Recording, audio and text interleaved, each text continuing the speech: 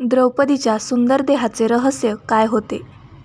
महाभारतात राजा द्रुपदाची कन्या द्रौपदी हिचा विवाह 5 पांडवांशी झाला होता. कुंतीपुत्र युधिष्ठिर, अर्जुन व भीम व माद्रीपुत्र नकुल व सहदेवाची पत्नी द्रौपदी यांना 5 पुत्र झाले. 5 पांडवांनी इतर स्त्रियांशी देखील लग्न केले. पण सर्व भावांना द्रौपदीबद्दल विशेष स्नेह होता. कारण द्रौपदी दिसायला अतिशय सुंदर होती आणि तिच्या शरीरातून नेहमीच एक विशेष सुगंध दरवळत असे.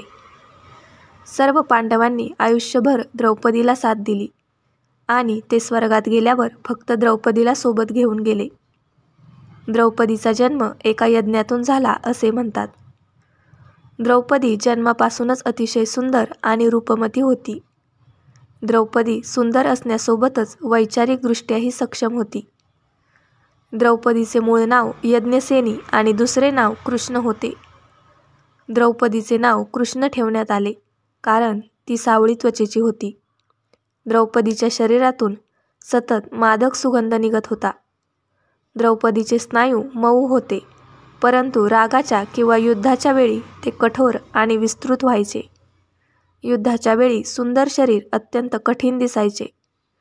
असे म्हटले जाते की द्रौपदीला तिचे क्रौमार्य परत मिळवण्याची कला होती. एका पतीकडून दुसऱ्या नवऱ्याकडे गेल्यावर ती असे करायची. बहुधा त्यामुळेच द्रौपदीला पंचकन्यात स्थान मिळाले असावे.